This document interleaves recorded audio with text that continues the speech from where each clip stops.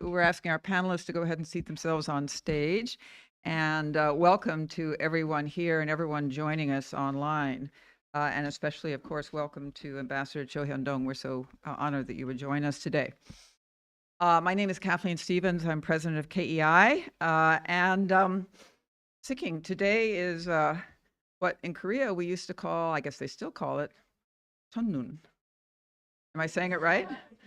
For snow, which I seem to remember from a long time ago meant it might be the day you would meet your first love, if you haven't already. Lies will be forgiven. That's important. You must buy a drink for somebody else, but you still have time, right? I'm doing a little cultural diplomacy here. Your wish will come true. So my wish has been to have a reunion with some of the people here on stage and with some of you here in the audience as we still come back to our in-person format over the course of this year. And today feels very special to me because we are coming to the end of a year when we've been marking 70 years of the U.S.-Korea alliance. I'm still wearing my tag, 70. When I walk down the street, people say, "Oh, you don't look that old." I said, "Well, I am actually, but yeah, but it kind of matches." But seriously, 70 years, of course, since the signing of the Mutual Defense Treaty in 1953 between the United States and the Republic of Korea.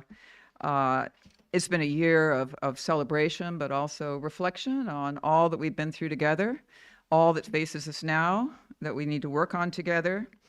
And we really appreciate the partnership here at KEI that we've enjoyed with the Korean Embassy. This is the second formal event that we've done jointly, so thank you for the support from the Embassy for this program. And I think it's very appropriate that we are looking at expanding our horizons through public diplomacy. So I did not consult ChatGPT today because I still don't know how to do that. But I did consult Wikipedia because one of the problems I've always had, I confess, and at one point in my kind of strange career as a diplomat, I was the acting undersecretary for public diplomacy, but I could never really define it. So Wikipedia has a definition, and we have experts here. And it says, in international relations, public diplomacy, broadly speaking, is any of the various government-sponsored efforts aimed at communicating directly with foreign publics to establish a dialogue designed to inform and influence with the aim of building support for the state's strategic objectives. There won't be an exam on this afterwards. But I think it does, there's been some thinking about what we mean by that, but I think really broadly today, we are looking at the importance of public opinion, in this very, very important, complicated relationship, in this case, that the United States and Republic of Korea have. And on our panel today, we have lots of experience in diplomacy writ large in Korea and elsewhere around the world. I remember, I'm not going to be too long here, but there was a British diplomat named Harold Nicholson who in the early 20th century wrote a book which I called Diplomacy. And he fretted in the book, he said, public opinion is interfering with diplomacy. Oh, no. It's becoming, this is not right, But, I think we could say for the U.S.-Korea relationship, public attitudes, public opinion has always been an extremely important part of the relationship, of the alliance, of our trade relationship, of everything. And again, I'm not going to recite all the history of that. But I'm also going to note that I think both governments, since this kind of public diplomacy, we're implying there's a government role, the American government over the years and the South Korean government over the years have had their efforts at a broader diplomacy than the sort of traditional diplomacy or if you like, the traditional security-related or trade-related diplomacy. On the U.S. side, over many years, we had American cultural centers in South Korea, going way back even before the Korean War. We funded, the United States government, numerous organizations, both U.S. government organizations and private. The Asia Foundation is one that did things in cultural diplomacy early on, like funding filmmakers, training them and sending them to film conferences. Education and scholarships, of course, a big, big part of it. In 2009, when I was in, I have to have one sentence that says, when I was ambassador in Korea, along with then National Assemblyman Park Jin, we inaugurated something called the West program, work, education, and study, work, English study, and thank you. I mean, Maureen really said, and travel. And it was basically to allow a larger variety of Korean young people to come here for an experience who weren't coming here for full degrees. And actually, our new intern here at Mr. Jung just arrived today, his first day, a WEST program. So a decade later, we're so happy to see WEST going strong, and many, many others, which maybe we'll get into some today. And I would say the other part of what I see as kind of U.S. government action, I suppose, is sometimes it's not so much in funding programs, but it's in the way that we adapt our laws, whether intentional or not. And of course, because I would also point to the growth of the Korean diaspora, the Korean community in the United States is such an important part of what has transformed the relationship between Korea and the United States. And much of that wouldn't have been possible without the amendment of the Immigration Act in 1964. So, and on the Korean side, again, we have people who can speak to that today, but great activity over the years to try to increase awareness in the United States of Korea, understand it, how it's transformed.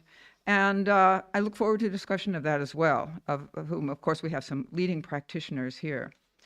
But what we see today, of course, is in both countries, polling is very strong. There's strong support. It's at historic levels for the relationship. And there are a lot of factors in that, but I do think that whether we call it people-to-people or public diplomacy, that really has built a foundation which gives the relationship, the alliance, a great deal of resilience, as well as capacity in areas that we are only beginning to work in going forward. So today, I really do see this as a way of capping off this year by recognizing, first and foremost, I guess, I mean, all that's been accomplished over the last 70 years, but within that, again, how important again, what I'll call people-to-people ties, for lack of a better word, how important they have been and will be in the future into what we aspire to do together. So with that, I want to invite Ambassador Cho Hyun-dong, the 28th Ambassador of the Republic of Korea to the United States of America, to speak. But I have to say a few words about him first. He's been here in Washington, not for the first time. He's had many assignments here, but he's been here as ambassador since April 2023.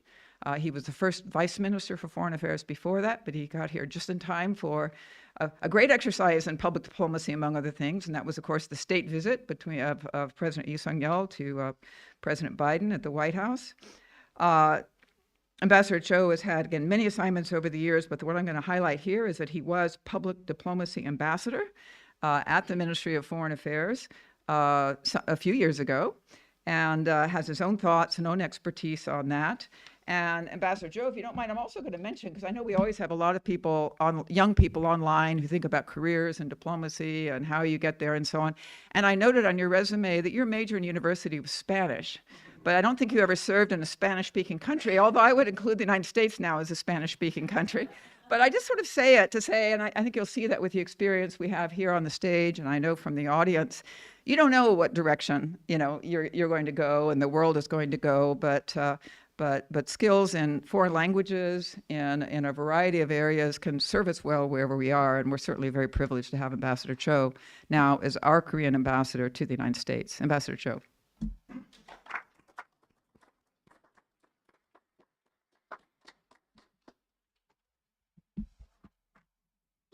Wow. Good morning, everyone. Well, Ambassador Stevens, Cassie, thank you so much for your wonderful introduction.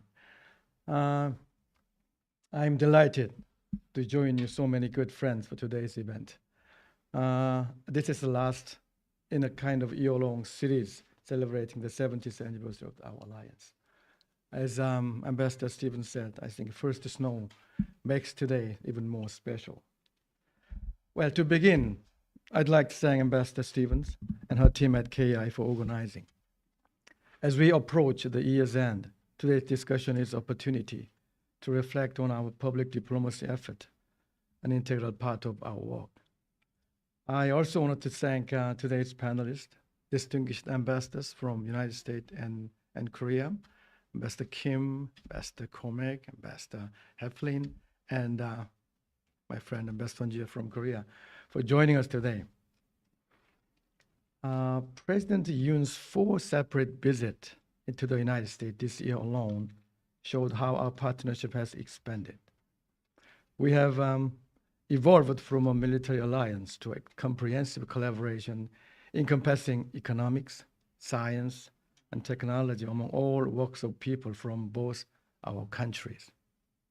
Our alliance has withstood the test of time, thanks in large part to our shared values and our many close individual relationships, and our cultural affinity, and the favorable perception we both have toward each other.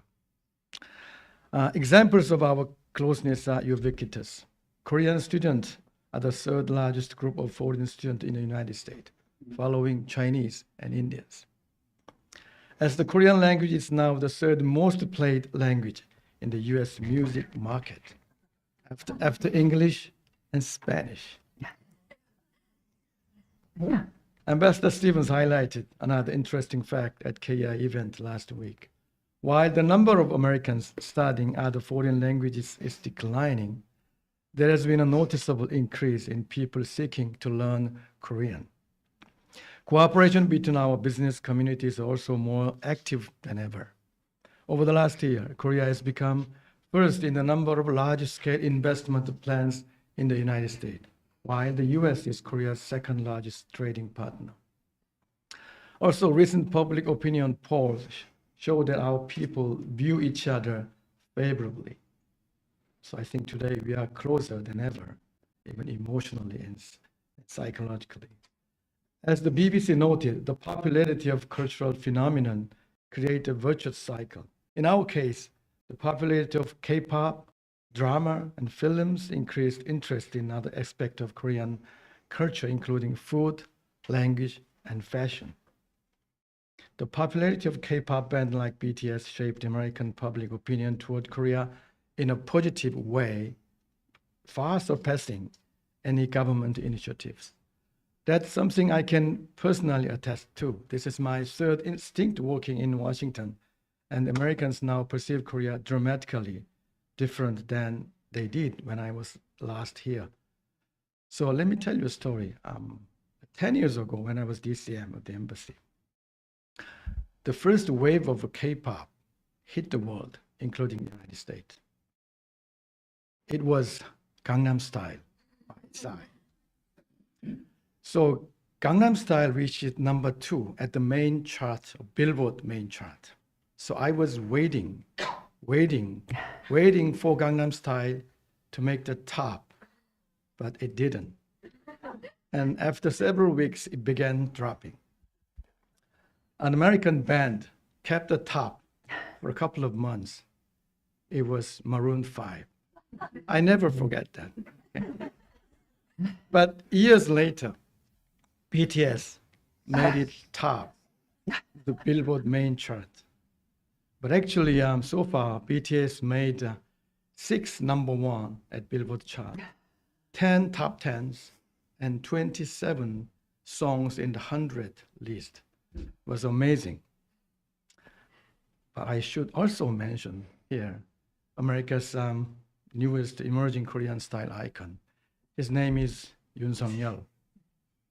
You know who it is? I'm talking about my president. So along with the K-pop band New Jeans, he was recognized last week by the New York Times as one of the 71 most stylish people of 2023. Everyone knows why. Right? Yeah. So therefore, I look forward to our panelist discussion today on how we can best utilize public diplomacy as a foreign policy tool. Each of the panelists bring their own valuable on-the-ground experience as well as vast knowledge of politics and culture of both Korea and the United States. You also understand how to use public diplomacy to connect our people in a new and dynamic way. So far, I focused on the more fun and entertaining part of public diplomacy. However, I hope the panel also share their insight into its more geopolitical element. For example, I'd love to hear your thought about how to address strategic communication and counter disinformation, coupled with advancement in digital media, including AI technology. We all know that securing public support is crucial for foreign policy, yet the flow of disinformation had made this more complicated. We also know that foreign information manipulation is a grave transnational threat that undermines our democracy. To respond, we must consider how more strategic policy messaging will enhance public engagement method. Last week, Korea and the U.S. inaugurated the first ever high-level public diplomacy dialogue. I understand it is the first of its kind for the U.S., and I know it is the first time for us too. Following the dialogue, we signed an MOU pledging to cooperate in countering disinformation. So I applaud our forethought in starting this brand new process. I hope today's timely event is another catalyst in advancing this cooperation. So on-the-ground experience and insight you share today will provide us an opportunity to reflect on direction of public diplomacy in the coming years. So I look forward to hearing your advice and recommendations, and I hope I will be part of that. Thank you very much.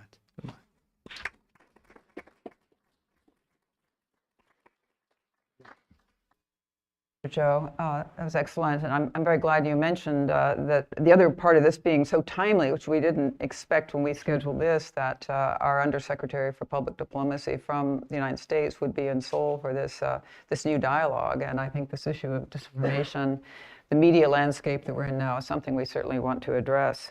I'm so happy to have to all of you here and to have this great panel, which is a little bit, as some of you could tell, kind of like a reunion for some of us.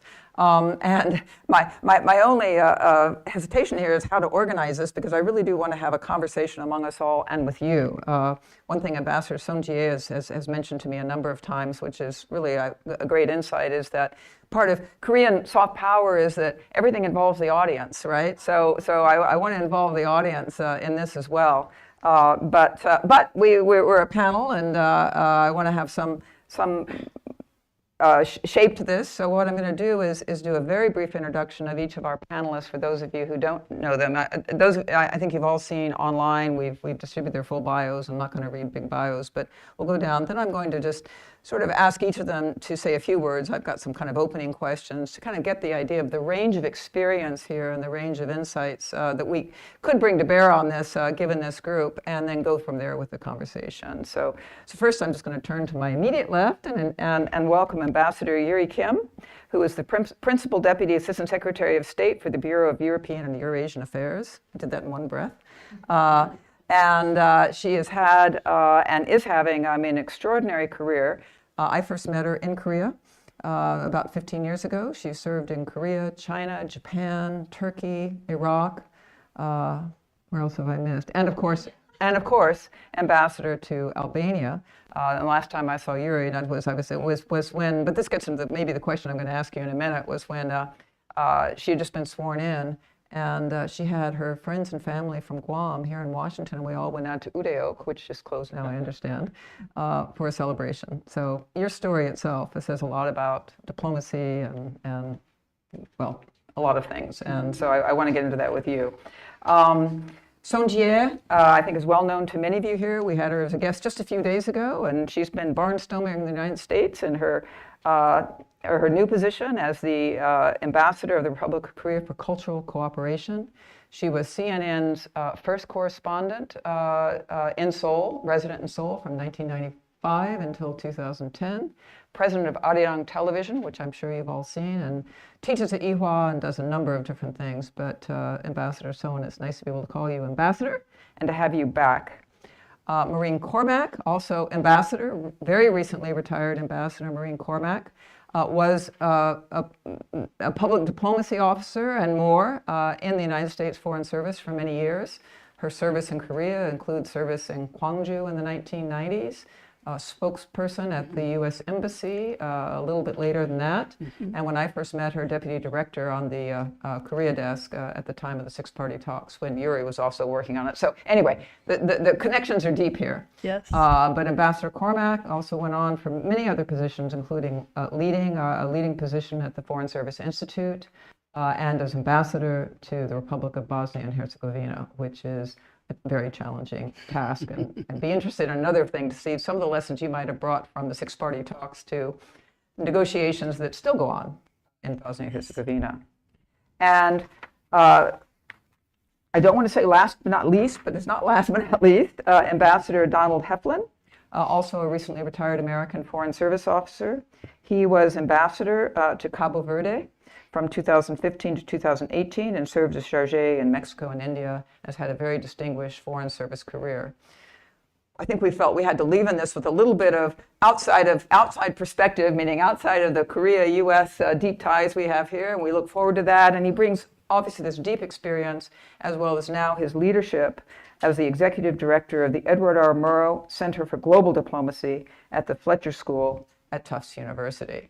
And if there is anybody who doesn't know who Edward R. Murrow was, I welcome Ambassador Heflin enlightening us all, but certainly an inspiration for public diplomacy of I think, from all countries for many, many years, and still, even in this much changed landscape.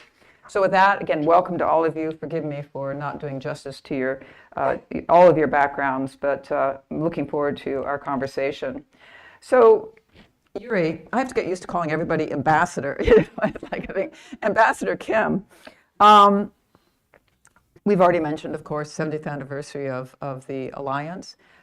It's also, I think that, I've been in Korea so long, I'm really into anniversaries. It's the 120th anniversary of what's marked as the first Korean immigration to the United States in 1903. Now, you weren't around in 1903. But you are a bit of a pioneer, and maybe if I can be a little bit personal, it means you have family from Guam. You grew up in Guam. You've been, I think, the first Korean American or first Korean American woman in just about every position that you've had. Maybe there's a few where you weren't, but certainly as ambassador to Albania. And you also have very deep experience in the U.S.-Korea relationship. So I just kind of want to get your sense about, I mentioned the growth of the Korean American community and how that has influenced maybe the public diplomacy landscape, both for the Republic of Korea here, but also for how the U.S. sees its ties with Korea, and get your perspective on that. Yeah. So, you know, my family immigrated to Guam in the 1970s because it was the only place that my father knew in America. You know, and my mother tells me that she spent the first year on Guam crying every night because she had felt she had been tricked. You know, her new husband promised to take her away to America, and she found herself on Guam, which at that time was, you know, not as developed as it is now, and it was principally all about the military. Growing up there on this little island, it was difficult to imagine that one day I would be an American diplomat. But, you know, life has been kind in many ways, and so I find myself in this very privileged and special position.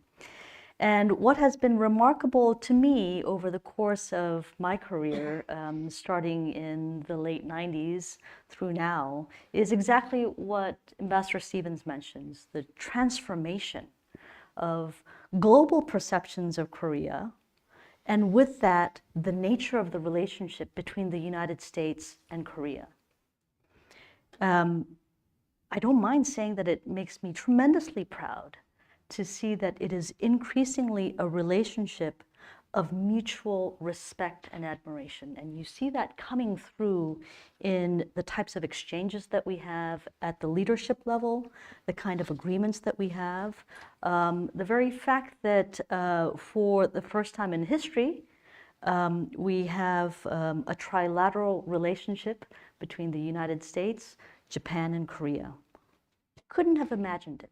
If somebody had said in the 90s when we all began, or maybe a little bit earlier, but when we all began that we'd be looking at a trilateral relationship like this, you would have thought that this person was completely, you know, in the world of in fantasy. And yet here we are. And I think what that speaks to is Korea's remarkable rise from the ashes of occupation, World War, Civil War, from being one of the poorest countries in the world in 1953, to becoming one of the richest and most active and most admired and most needed. And so as an American diplomat of Korean descent, I'm really proud that the relationship between the United States and Korea has never been stronger, and we can clearly see that there is so much room further for growth. I also have to say that I feel lucky to have been American ambassador at a time when Korean pop culture is on the rise as well, right? And I've used it even in Albania, where teenagers would come up to me. One teenager came up to me. She was sort of staring at me from across the way, so I went up to her and I thought, maybe she's interested in diplomacy. And I introduced myself, and it turned out that the reason she was looking at me and wanted to meet me was because she thought maybe I had something to do with BTS. But it's great, and I love that random people around the world, whether it's Albania or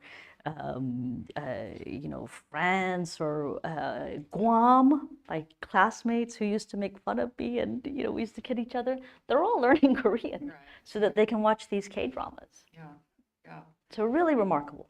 Yeah, that's wonderful. So, that's actually perfect for what I want to ask Ambassador Song Jie. That's a lot of what I ask her, but thank you for those insights. And that is, because I see everyone nodding as you talk about people on the street, literally in Albania, being interested in you because they think maybe you have a connection with Korean pop music. So, Jie, this is always the question. I know you get a lot, so you must have a good answer for it, but how do you explain the success of the Korean cultural products? And was this a government-led initiative? Was this a big sort of public diplomacy plan? We're going to go out and take the world with K-pop.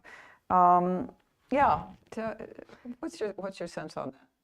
I wish it was a government initiative, but I don't think any single government really can take credit for a cultural boom, because a cultural boom, I believe, is really much a reflection of its people.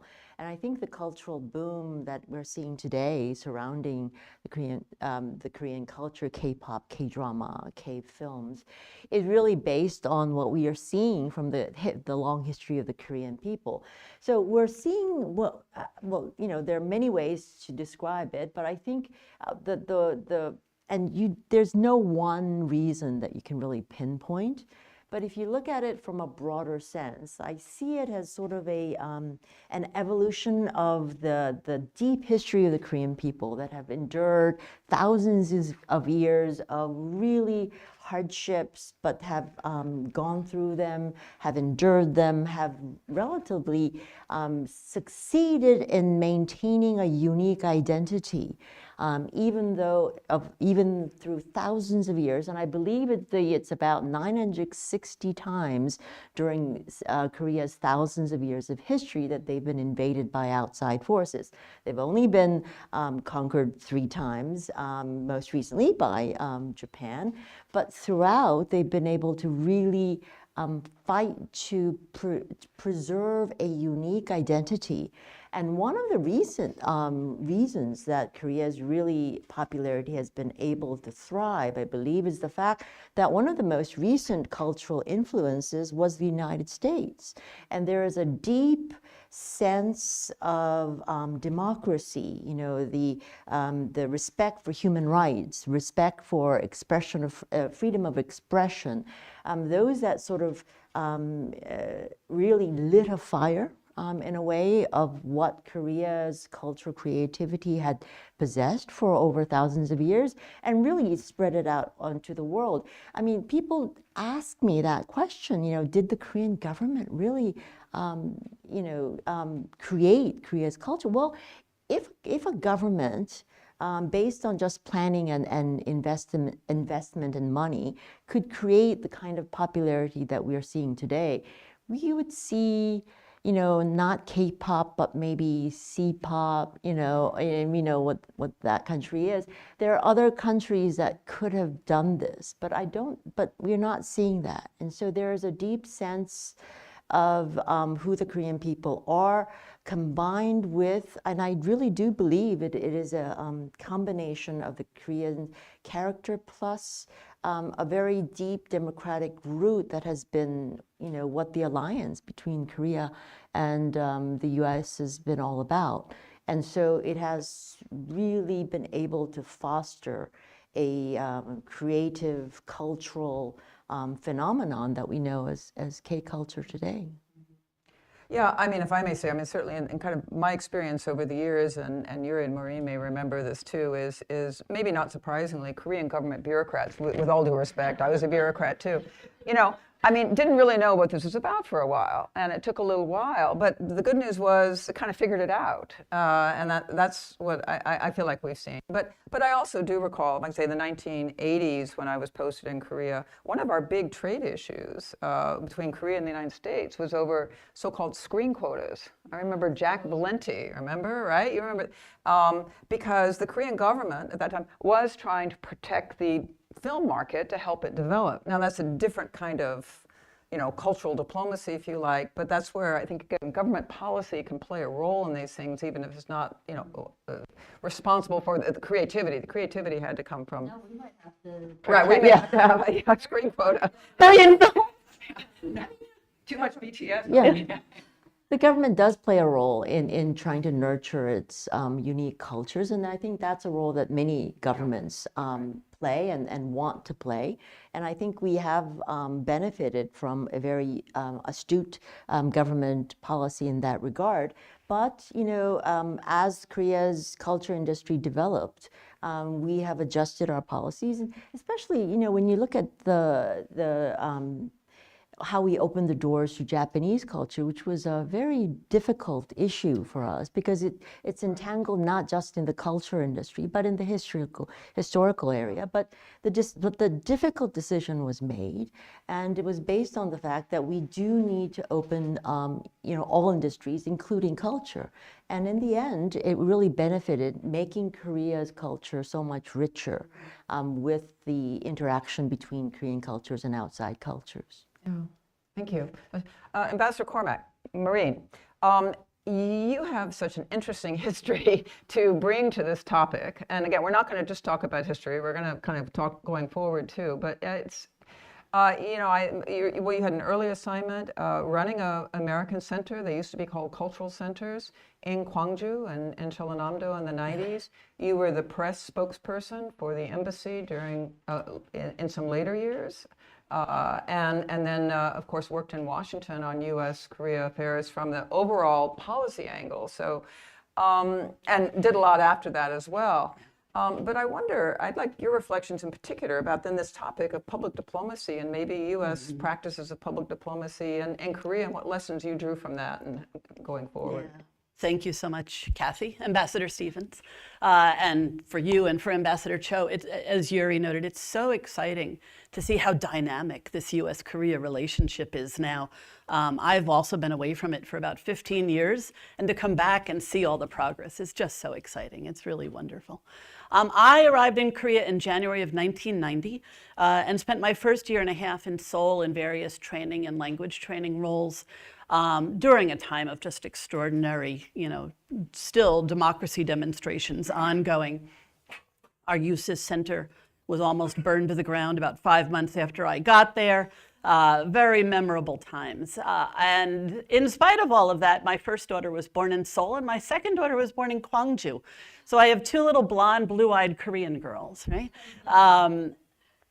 But I moved down to Gwangju, which back then, of course, was this iconic, difficult place to work. And yet found that when I got there as an individual, people were very welcoming, right? On a human level, Koreans were very kind to us. You know, my daughters would be taken out of my arms up on, you know, Mudong-san and passed around with everyone talking about, you know, 인형도 같아요. They look like a little doll, right? I got over my panic when 15 minutes later my daughter had still not returned from the crowd, but I learned it was okay. But on a professional level, it was difficult. I had a staff of 6 very experienced Korean public diplomacy experts, 14 guards, and 200 riot police outside of my center. Makes it a little hard to do public diplomacy. But we did, while I was there, go back onto the campus of Jeonnam University for the first time since 1980, and my staff honestly thought they were going to die. But in spite of the Pan Me banners hung between trees, right, all anti-American, we were welcomed. And we started, as one does, with the American studies groups, with people who were willing to talk to us. But during my time there, we were able to start to engage some of those who were more anti-American. And, certainly over the years that I've done diplomacy, in the end, it comes down to honest conversations, right? Being able not to pretend the issues don't exist, but to honestly dive into them and share perspectives. During my time there, Ambassador Donald Gregg did come to Gwangju, the first ambassador since the 1980 incident. It was a very sort of scripted visit, but it was an important breakthrough. And he certainly understood Korea well and did a really good job. And then, of course, years later, when I was back as press officer, at a very difficult time, I got there right shortly after we had the incident where the two girls were run over by an Army tracking vehicle. And my first day on the job, Ambassador Tom Hubbard did the first ever internet media event with Oh My News. 4 days later, John Bolton came. That was another experience. And 6 weeks later, Jim Kelly walked out of Pyongyang and announced the highly enriched uranium program. And my great interlocutor was Son Jie, who was the CNN correspondent torturing me as press officer. So it's really fun to be here together. She was actually wonderful. I'm teasing. But then Chris Hill came as ambassador and went down to Gwangju and was the first to go to the cemetery and the memorial. And so this human contact, this public diplomacy world is so important. And I'll stop there, but I'd love to dive into that more going forward here. Yeah, no, that's terrific. Thank you. Thank you. Yeah. And Ambassador Heflin, you've heard a lot from us, but I'd love to get your kind of broader perspective from your experience at 35 years in the Foreign Service and now as the executive director of, I understand that the Edward R. Murrow Center is known as the birthplace of public diplomacy, that the term was actually coined there. But how do you sort of define this area? And I'd just like to get kind of your perspective on some of the things you've heard here today about how clearly, and I think, Maureen in particular, has reminded all of us who know, vividly, that it wasn't always so great, right? That we've had a lot of issues, and we can't ever take it for granted. And we're going to turn to disinformation and other challenges we face now. But welcome your observations, especially in terms of, I think, the relationship between two countries that have had a military alliance for a long time, but have kind of caught up, if you like, in broadening the alliance over the last several decades. Thanks. Kathleen, I agree with your Wikipedia's definition of public diplomacy, which is the attempt for a government to talk directly to the citizens of another government. In the State Department, we traditionally divide that into two halves: information and cultural. Korea has excelled at cultural affairs. The closely related concept of soft power is defined as projecting your influence through cultural and economic means. Korea's excelled at both of those. The challenge, I think, for any democratic government now is the information sphere. Social media has accelerated the spread of both information and disinformation. And it's asymmetrical. I think the big challenge for democratic governments is we care very much about getting the story right because that we're slow. The trolls don't care about getting the story right, and they're very fast. So by the time, typically the first response of democratic government misinformation is kind of quick but watered down. We don't have enough facts. Then within 2 or 3 days, we get the hard facts out there. It's too late. We've got to learn to be much, much more nimble. The two imperatives when you're a government dealing with public information are: one, always strive to be truthful, and two, be quick, and we need to be a lot quicker than we are. I think that the cultural realm and the economic realm in particular have given Koreans a great image around the world. Very popular inside the United States. Polling shows that they're very popular in a lot of other countries. I just finished up my career in India, a large Korean community in the New Delhi area and the other big cities. Very popular, very well thought of. People who come in contact with the films, the music groups, the television dramas, come away with a warm, fuzzy feeling to begin with. Their default position towards South Korea is, that's nice people. I'd like to get to know more about them. And that's really worked in the U.S. It's been true in the U.S. for a long, long time. The ties between the U.S. churches and the Korean people, for instance, were very strong. And that meant there was a natural base here. And that may be part of the reason that we so strongly supported Korea when we did. So basically, I would say Korea gets an A+ on its cultural diplomacy and its economic diplomacy. I think all the governments of the world are getting B's at best in countering disinformation right now. And this is something we really need to be working on very hard. Well, maybe we should turn to that for a minute then. I don't want to leave entirely cultural diplomacy behind because I think they are somewhat related in terms of building our audiences. But as Ambassador Joe pointed out, Liz Allen, who's the Undersecretary for Public Diplomacy, was in Korea just earlier this week, or last week now, I guess. And disinformation, working together on that was a key focus. And the other focus was on how related was how the United States and the Republic of Korea can work together in the Indo-Pacific. I mean, you mentioned India, but work together in Southeast Asia and elsewhere. And in a sense, and this is maybe an unusual position sometimes for Americans to feel they're in a sense, I mean, with the U.S. kind of piggybacking on South Korea's soft power. You know, I think we always thought we were the soft power people as well as the hard power people, but that this is, Korea has this resonance that opens up other doors. So I'd welcome some comments from maybe starting again with you on that and from others about, well, one, first, the kind of disinformation space. Well, I think, since you want to stay on cultural for a minute, I think the beauty of cultural diplomacy is it gives you pennies in the bank with the population of another country, all right? So you're out there with the cultural diplomacy, you've got the boy bands touring, you've got the films being very popular, you're not getting any immediate benefit from that, that's okay. And then one day, the disinformation trolls attack you, and you've got a large number of people in the U.S. and other countries who are favorably predisposed to Korea to begin with, and that attack doesn't work as well with them. And then when the Korean government comes back with its response a couple of days later, that same population is predisposed to give a listen to it. Okay, and it's cultural diplomacy that plants those seeds. Moderator here, but it goes back to what Ambassador Cormack was talking about too. I think in terms of talking to people and building trust, and I mean connection, but also trust. And again, it's a long time ago now, but at the time of the sinking of the South Korean corvette, the Chonan, in 2010, there was an investigation.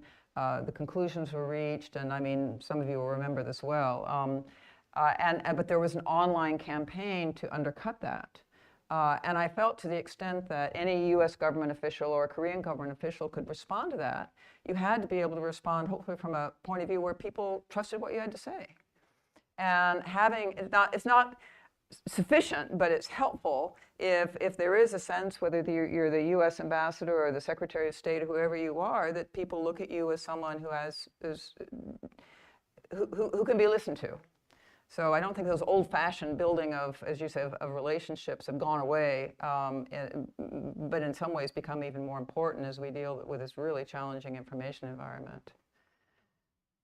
I have certainly always thought of public diplomacy as kind of the foundation or the stage that all the other diplomacy is built upon. And certainly when I joined in 1990, the United States had the sense that, you know, we represented the right and the good and everyone would just understand that. Mm-hmm. And intervening years have made it very clear that we have a lot more work to do in order to, you know, convey that, to communicate that, and to honestly admit when that goes awry. But having, you know, done the job that Yuri is in now at a time when we were really being, for example, pushed out of Russia, losing the ability to conduct much public diplomacy there, we worked very hard to build platforms in the region to still reach those Russians that we could, right?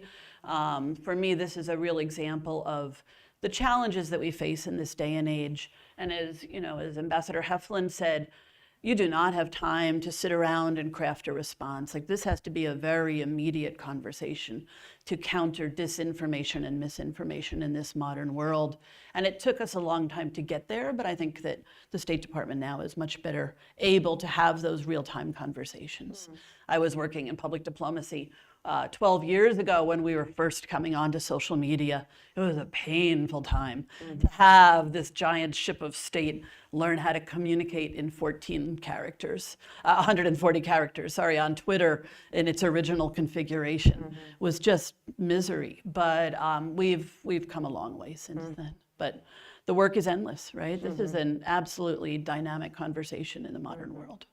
And so with that, actually, I want to turn to Ambassador Kim, and I'll go back to Gia. I mean, you're still serving the U.S. government, and say in the job that Maureen had some years earlier, and I was also in the European Bureau. But I mean, so as you look at this and how she's framed it, do you see, and your experience in Albania and elsewhere, do you see some places where the United States and the Republic of Korea could work more, sort of, if you like, kind of consciously together? So we saw the conversation in Seoul about working in the Indo-Pacific, and you're in the European area, but Europe into Central Asia. What do you see as, in a way, implicitly, you did that when you were, by being the U.S. ambassador to Albania and having the Korean experience, if you like. But do you see some more kind of organized ways in which we might work together on in this area of not only disinformation, but on our broader goals of shared values, which are given much emphasis by our two presidents?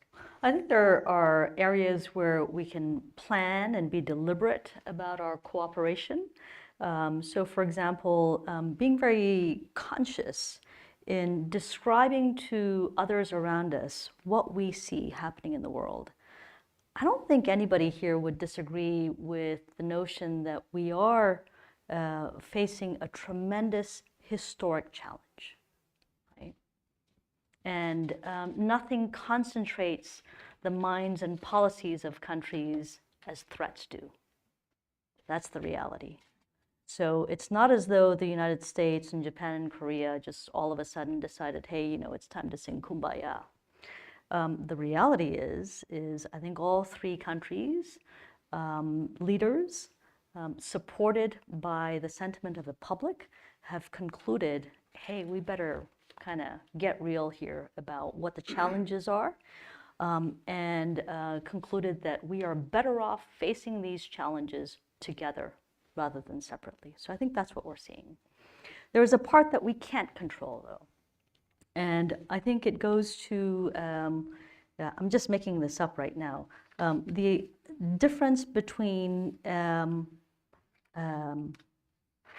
information and sentiment.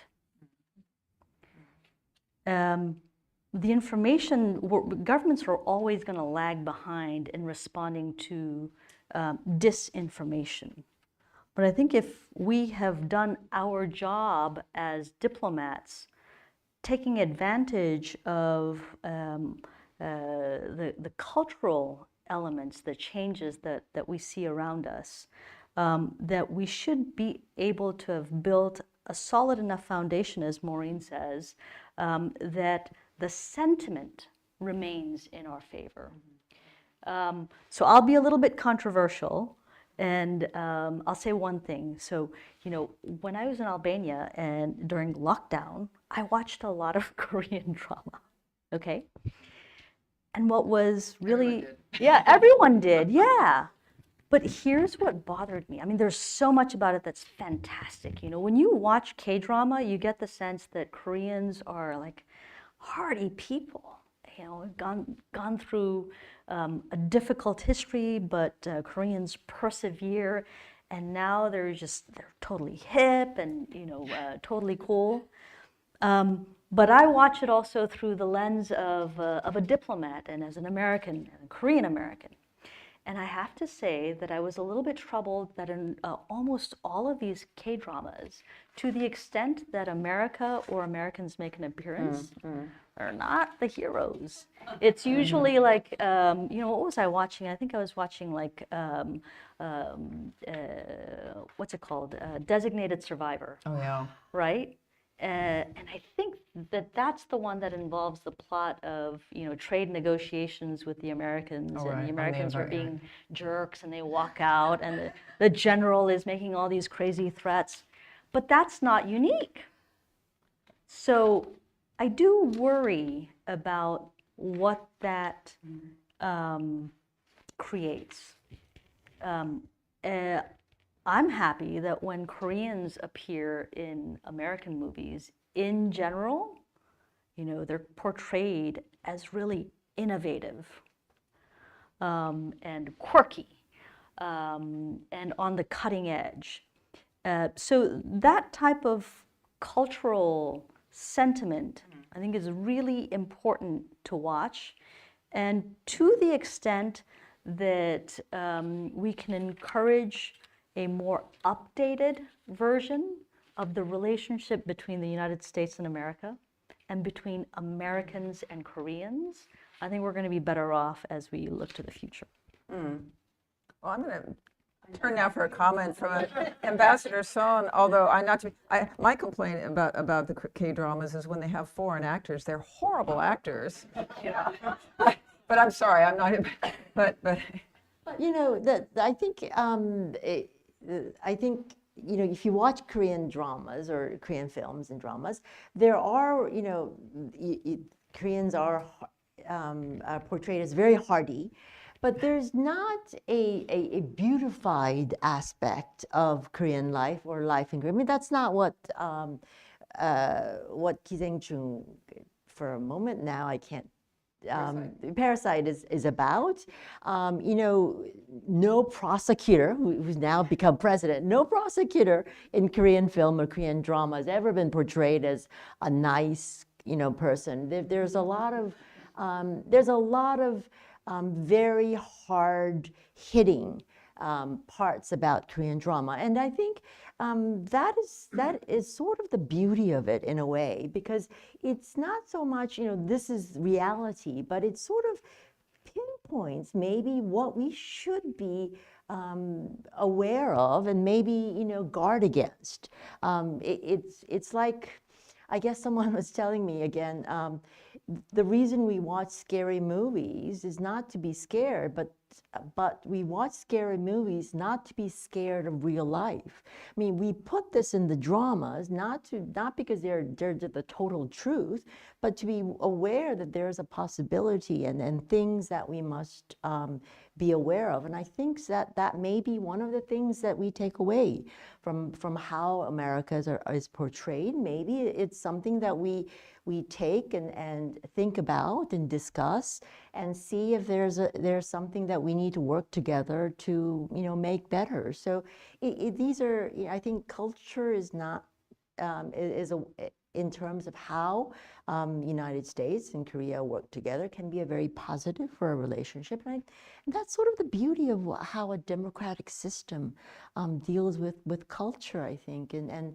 again, that's one of the reasons that makes Korean culture so popular, that it's not just, a beautifying of one sort of aspect of another, despite the fact that I agree with you that American actors in Korean dramas are just so horrible.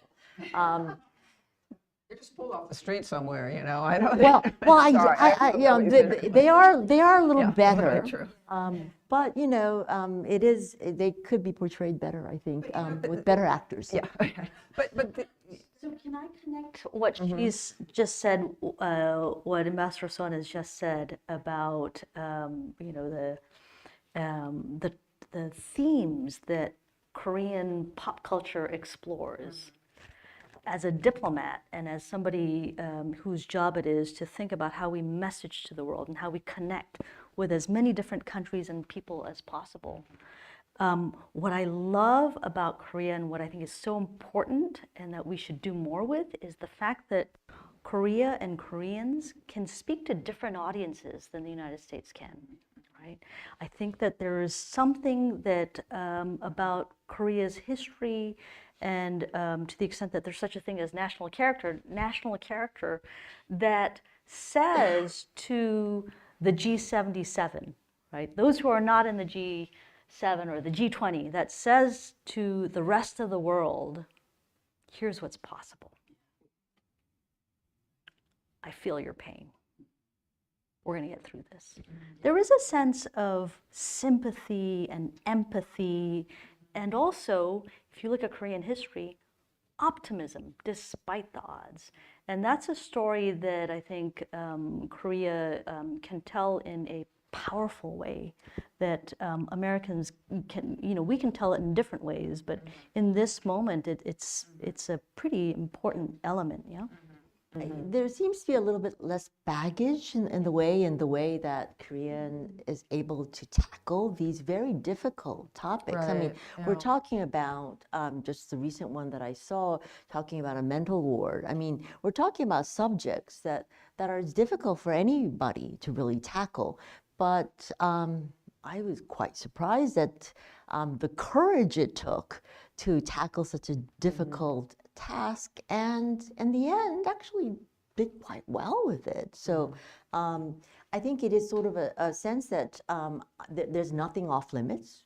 We'll tackle it, but it's not, maybe there are different parameters for, I mean, we're not bogged down by certain parameters of other countries, and maybe that's a strength that can combine with other strengths that the U.S. has, can really push for the beauty of having such diverse thoughts and expressions that permeate through culture and cultural products. And I see that actually in other. I'm just saying that although Korea sort of opened the door, when one film of not American language wins an Oscar, yeah. it opens the That's a good door point, too, yeah. for a lot of other cultures as well.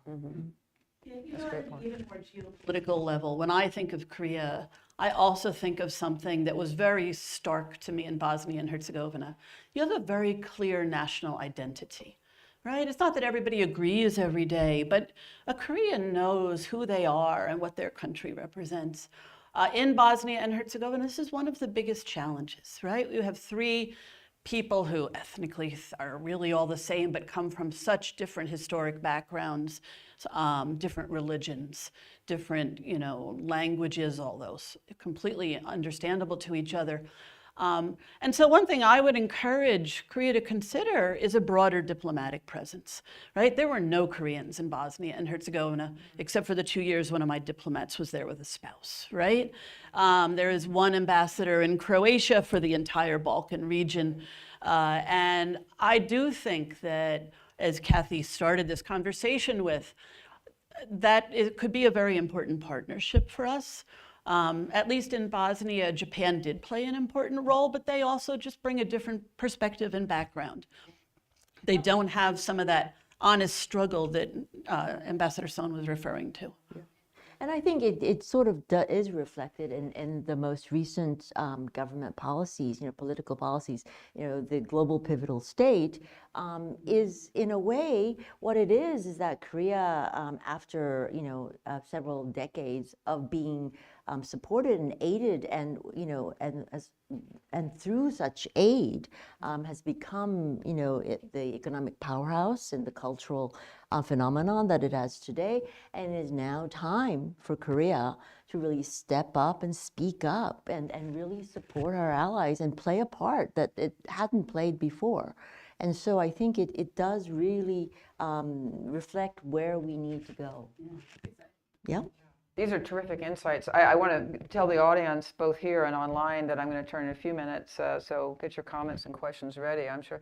And maybe I'll turn to Ambassador Heflin. I want to return to the point that I think Ambassador Kim and some others raised, and it really is, or I'm going to put it in my own words, but it's the tension, if you like, between, so if we're talking about disinformation, I mean, the best way to, this was not the specific point you were making, Yuri, but extrapolating from what you said, if we're going to deal with disinformation, in a way, the easiest way is to say, well, shut down the internet, let's impose controls. But, the tension is between our democratic values, the importance we attach to freedom of expression and freedom of speech, and our desire to address challenges to our security and destabilizing things. And by extension, this is, if we're talking about cultural products that don't show the United States in a favorable way, in a way, I would hate to see and I don't think you're implying this, movie, they wouldn't do it anyway, but the Korean movie directors decide, well, let's show a nicer way, or the Korean government telling the movie directors, America's our friend, why don't you lighten up a little bit there? Because we've seen what that looks like too. I mean, I lived in a Korea like that in the 1970s and the 1980s, and that's one of the reasons that anti-Americanism grew. There's nothing like the fresh air of exposure. In my view, I'm kind of to address these issues, but nonetheless, it's not easy. And you make a really important point. And I think when it gets to the disinformation space, the digital world we're in now, it's a huge challenge. We can't ignore it. And to me, it's one of the biggest challenges of our time. So over to you. I was invited several times to be the evil foreigner in Bollywood films. And I chose to turn it down. I actually think, when I was talking about information operations, I said you have to be honest. It's not always easy, but you have to be honest and also fast. On the cultural side, fast isn't as important. It takes a long time to make a TV drama or a movie. Yeah. But I think the honesty works. If you, for instance, there's countries, I'm not going to name names, but you can guess who a couple of them are. All their cultural exports are upbeat. Everything's fine in our country. We have no problems. Our allies are the best allies ever. Our enemies are the worst people ever. In Korean drama, if you see, okay, there's some aspects of Korean society, like conditions inside mental health facilities, that aren't so good. Generally speaking, we love Americans, but man, they're not perfect. Look at this evil foreigner in our latest movie. I think that's okay, because that gives the Korean cultural exports an honest voice. It's not all upbeat. It's not all there's no problems here or anywhere in the world. And then when you have that base, of honesty, when you have to get across a particular message, you'll be listened to.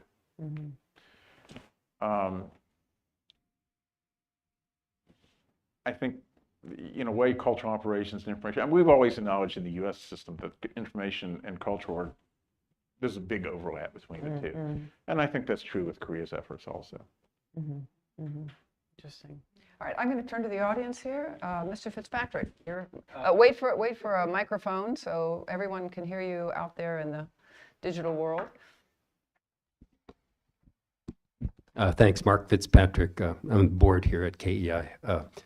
This is fantastic. This is the best panel I've been to. And Kathy, you're going out. Board. That's good. You're going out on a high note. 6 ambassadors on here. I mean, when have we had that before? That's wonderful. Just on this issue of the tension between culture and information that Ambassador Heflin introduced, I was strapped down the other day. I had 3 hours. I had to do something at the Red Cross giving blood, and I had to watch something. I had access to thousands of movies, Netflix, Amazon Prime, and so I chose a Korean drama.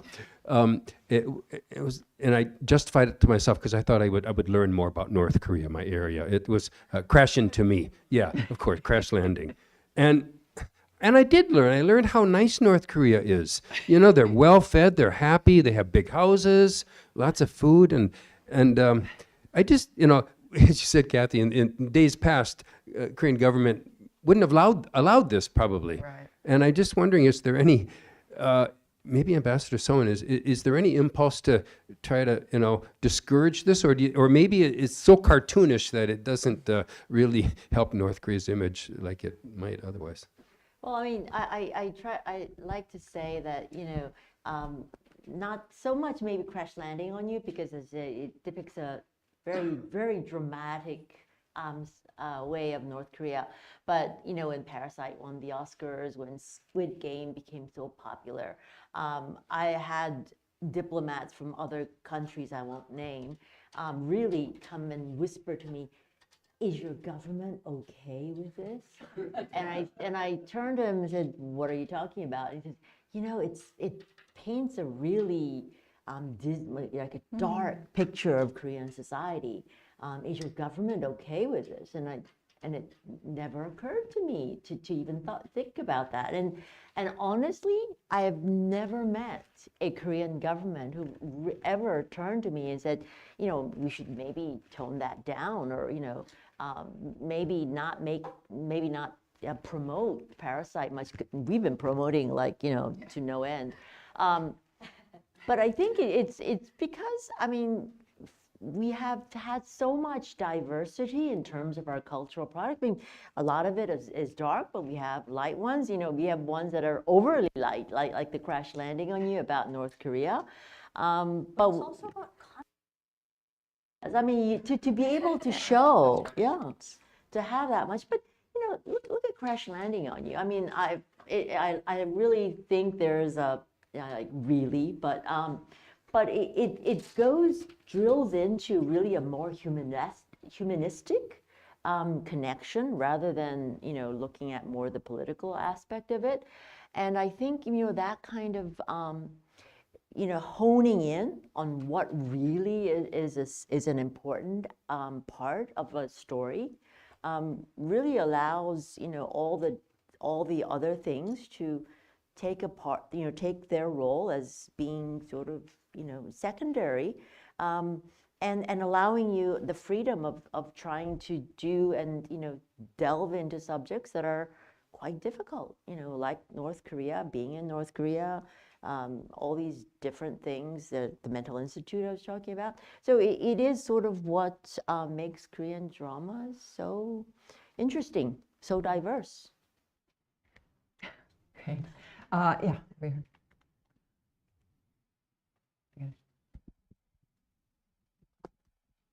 Hi, my name is Michael Curtis. I'm with American Councils for International Education.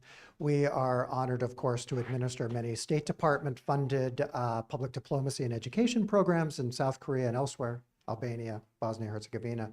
I wanted to ask a question, though, about this banking of pennies, and I'm wondering what we can do as a community to start banking nickels instead of pennies in this relationship. Yeah. It would be hard to do much better in cultural diplomacy than Korea already has.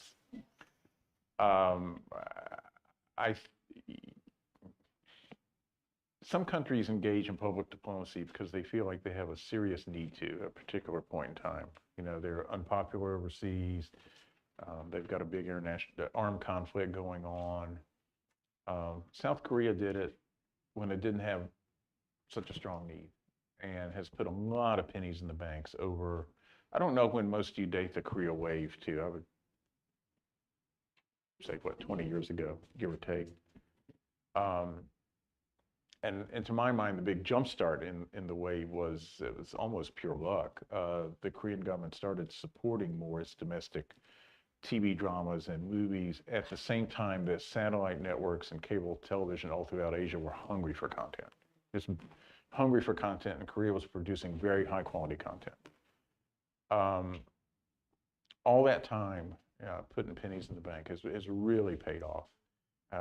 We've heard alluded to the latest polling numbers on South Korean and American views of each other.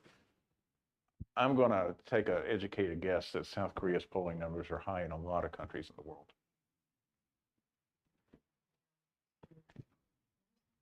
Yes. I'm Peter Humphrey, an intelligence analyst and a former Foreign Service officer. I note that one of the biggest entertainments in Kazakhstan is Korean dramas. As much as I'd like to see Korea replace Modi's India in the Quad, don't expect that anytime soon.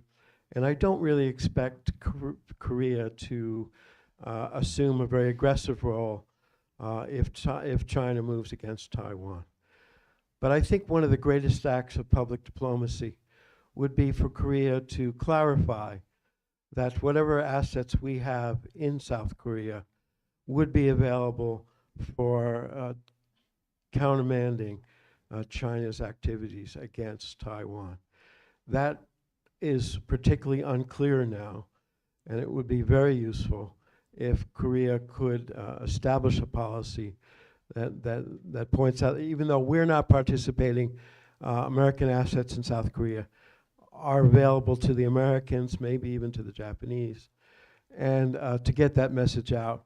Because when the thing goes down, you got 48 hours or 72 hours to make that decision, and it's not going to happen unless it's made now in advance. Does anybody want to take that? I mean, I would say maybe if you look at the public announcements and declarations that have been made over the last year or so in our various summits and so on, you see an increasingly specific addressing of some of these issues. I mean, that begins with a policy decision about how you express it. So I'm going to turn if Yuri wants to continue, but I think that's the conversation has begun in a way that it really didn't. I mean, a few years ago, and that has to do with changes in the world, but also has to do with what our leaders are willing to kind of put out on the table. But I think that's an iterative process. I wish Ambassador Cho was still here. So I know. There we go. Yeah. You can timely exit. I know. Yeah. All right. Yes, back here in the blue jacket. Hi, Eun Cho with the Voice of America. I have a question for Ambassador Yuri Kim pertaining to your position as the Principal Deputy Assistant Secretary of European and Eurasian Affairs. How concerned are you about North Korea providing ammunition to Russia? How is North Korean provision of ammunition impacting the war in Ukraine? And over the weekend, the national security advisors of South Korea, U.S., and Japan met in Korea, and they also discussed the war in Ukraine and how North Korea is providing ammunition to Russia. How can the three countries together specifically do to deter North Korean provision of ammunition to Russia? Thank you. Thank you for that very difficult question. I thought she was going to get a break from her day job by coming here to talk about Korea, but you never get a break from your day job. It's a great question, and it's an important question. I think we are watching very carefully what Russia is doing, not only with North Korea, but also with Iran and with China.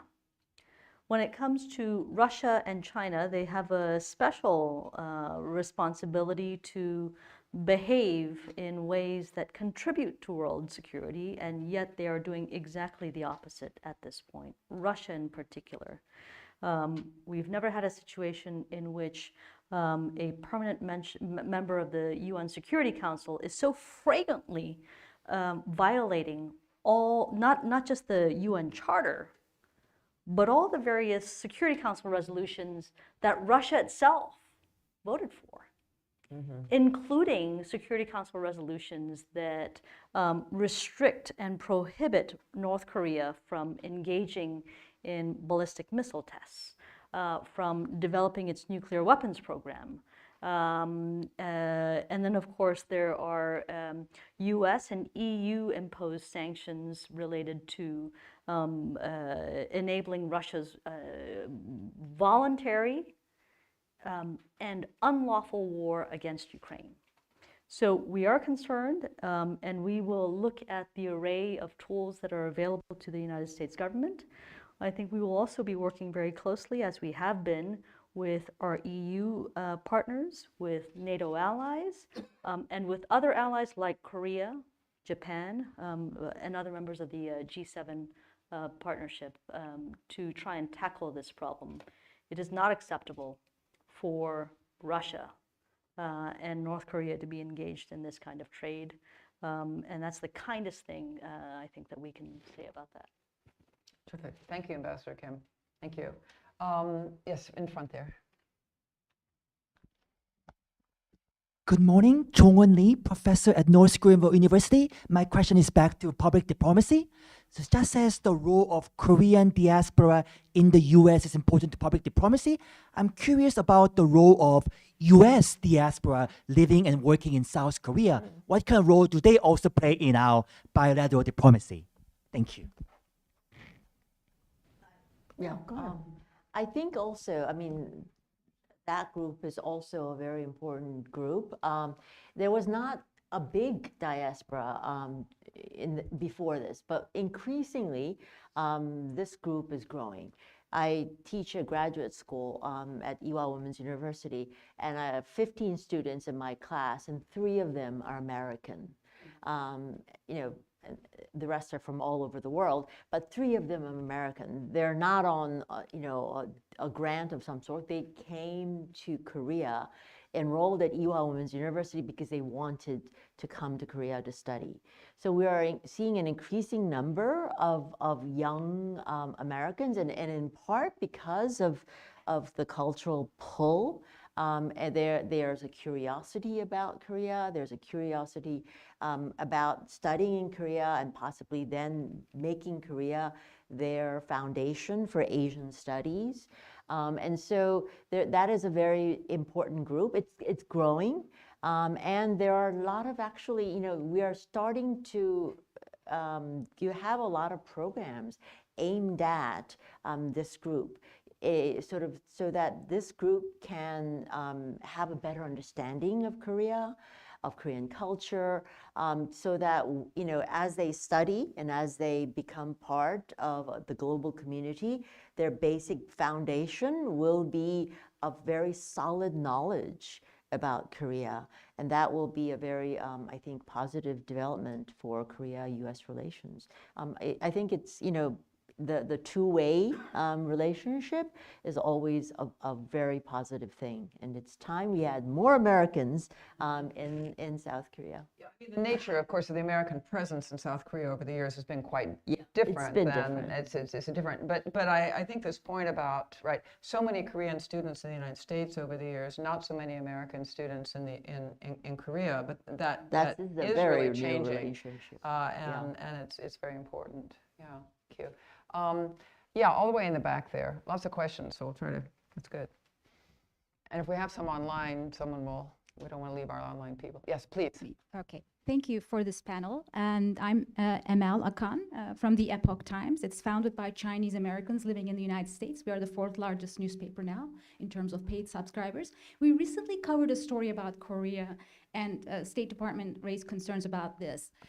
We learned that the Chinese embassy is putting pressure on Korean theaters to block an American performing arts group, Shenyun. And this group is performing all around the world, but it cannot perform in South Korea, and it has been happening for years. I would like to get your comments on this, Ambassador Son and Ambassador Kim. And how can both democracies, US and Korea, work together to counter China's influence in such incidents? Thank you. I don't think I know enough about that to comment, sorry. Neither do I, but just to say that, we're gonna try to keep culture as open as possible. But specific cases, I'm really not well informed enough to really tell you what can be done or what actually should be done. Sorry about that. Anyone else? Mark. Yeah, thank you. Mark Tokola from KEI. When I was in Syria in the late 1970s, one thing I heard almost every day was, we love the United States. We hate the United States government. So is that a failure or a success of public diplomacy? Should the goal of U.S. public diplomacy in Korea be to increase affection to the United States or trust in the U.S. government? Well, according to Wikipedia. I mean, that's an excellent question. I mean, the real driving force behind both soft power and public diplomacy is to make people in other countries feel good about you so that when you go to their government with an ask, they're more favorably disposed. So it sounds like in the example you're giving in Syria back in the day that only the first half of that was happening. People were favorably disposed towards the American people, but thought our government and its policies stunk, okay? I guess one of the questions there would be whether it was kind of a deep-seated suspicion of the U.S. government that goes back 30, 40 years, or if it was more of a problem with current times, current policies. If it's current times and current policies, it's still worth it to lay that groundwork of support among the populace for when you eventually get policies and political figures and governments that are more sellable to the local population. If it's really deep-seated, if they're going to distrust the U.S. government no matter what our current policy is and what our current leadership is, then the public diplomacy is probably not working that well in that country. It needs to be recalibrated if possible. I mean, there's some countries where their relationship with the U.S., in recent history just hasn't been good, and it has to do with their geostrategic location or the role they play in a particular conflict.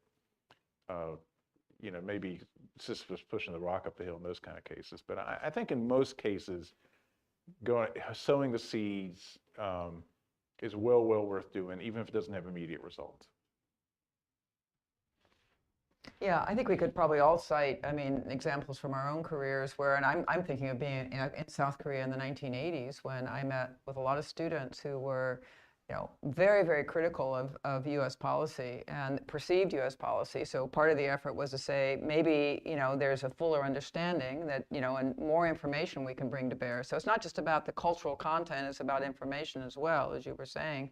But even with that, they would say, and this is the kind of a penny in the bank, they would say, with a minute, yeah, exactly that. We don't, we want to study in the United States.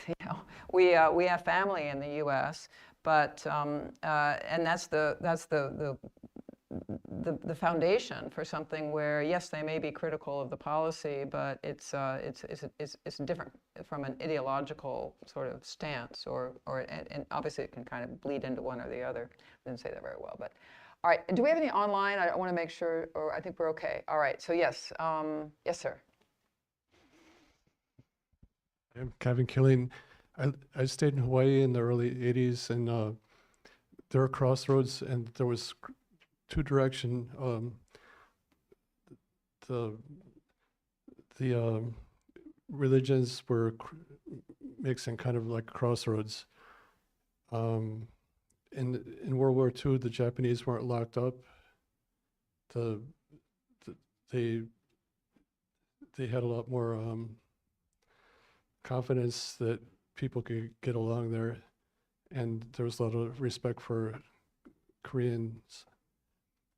And the religion was two ways too. So the Christian religion was more of an empire religion, and the Buddhist is more of a natural thing. And now it's accepted everywhere. Like there's a stress center at Yale, and there's holistic clinics everywhere. So I just wanted to add the cultural influence of religion was two ways. Yeah, thank you. Thank you, President. We're almost out of time. I want to give everyone a chance to make any kind of final comments. I'm going to make one, and then I'll maybe start at this aim with Don and then come this way. I wanted to go back to, I'm kind of taken with this pennies in the bank. It's a long time since I have a piggy bank, but and nickels in the bank, or maybe, and I guess, I was thinking about this in terms of Korean policy. There's a lot I could say about U.S. too, I guess, but I think Korea has done a lot of things right. But it goes back to one of the earlier things. I think that the area of Korean language education and the interest in it is so huge here. I mean, it really is literally off the charts in terms of people wanting to study Korean. And I think that in terms of Korean government activity, it's become pretty. Maybe it's changed a little bit now, but it's been so focused on, we only deal with universities and kind of elite level. You need to get people younger, and you need to get people outside of the major cities, because this is something that, going again to Don and everybody else's point, that if the point of sort of public diplomacy is to have especially in a democracy, the constituents who think this is important, or I have a positive attitude, I've heard of South Korea, something. I mean, it can be, then you can't always, just talk to the usual suspects, and you can't always, reach young people when they're already, in university. You have to start younger, and I think this is a huge opportunity for Korea and for its public diplomacy. That's my little pitch. But Don, I'm going to start with you and come back this way. No, I think that's correct. I think the biggest lessons I'm taking away from here today are, one, again, kudos to Korea, both as a government and as a country. I think the population did a lot of this people to people for their outstanding cultural diplomacy and also their economic diplomacy. You have put a lot of pennies in the bank all around the world. Now we all come to grips with the information side of it. As we were developing public diplomacy over the last 6 decades since the phrase was invented at Fletcher, we had a model that worked fairly well. Sometimes it wasn't that easy to get your message across, particularly if you were defending something that was hard to defend, but it worked fairly well and we all understood it. Now with social media, the velocity of information has gotten to be so fast, and the advent of the trolls. We've got to change that model. We have been. The U.S., Korea, other countries have been changing it. We've got to stay very nimble and try and stay ahead of these guys, and it's not always going to be easy. Thank you. Yeah. I mean, I agree with everything that's already been said. Watching the growth and development of Korea over these last 30-some years has just been extraordinary. And Kathy, Ambassador Stevens, what you said about reaching younger audiences is so true. In 2002, at the nadir of our relationship after that terrible accident, we realized that university is way too late to really impact the way somebody thinks, right? It has to start at high school and maybe even at a slightly earlier level. So I would encourage that development. And I just look forward to watching how Korea develops further, how this cultural and public diplomacy aspect develops. And I would love to see Korea become a stronger partner for us in challenging parts of the world. Yeah. You know, the Korea wave and the whole global popularity of Korean culture still to many Koreans is a little awing. I mean, it's like we can't believe that the world is really, that taken with what we've sort of taken for granted for such a long time. But we do realize that along with that comes a lot of responsibility. And so I think that is one of the things that is now binding the U.S. and ROK closer together, because there are things that we need to work together on, and the information area is just one of them, and because of the pennies in the bank, or now dollars at this point. There is a role that we can play to support a common goal. And for a long time we were just the recipients, and we received a lot of support from the United States to be able to grow. But at this stage, there is certainly a role that we can do to support now. The goals, that common goals for both countries. And I think this kind of public diplomacy is very crucial in going forward, so that we are able to coordinate and play those roles along with the United States. Thank you so much for the opportunity to speak with all of you today. 70 years is a pretty good long time. And it's been amazing to see how much the relationship, the balance of the relationship, the character of the relationship between the United States and Korea has changed in those 70 years. And in particular, over the last, I would say, 20 years. It's really become something quite different in the last few years. I think we're now positioning the relationship to play a major role in the future. So I like this idea that this is about an alliance for the future between countries that have more to share, more to give to each other, with a greater sense of mutual contribution, mutual agency, mutual benefit, and mutual respect than at any time in the past. So I'm really optimistic about the future of the relationship, and I'm looking forward to doing what I can to contribute to that. You're forward deployed in the Bureau of European Affairs. That's right. That's right. Yeah. Thank you. Very well said by everyone. And I hope everyone will join me in thanking our extraordinary panel. You've given us a lot to really think about and to work on, and I hope we'll be working on it together. So thank you all very much.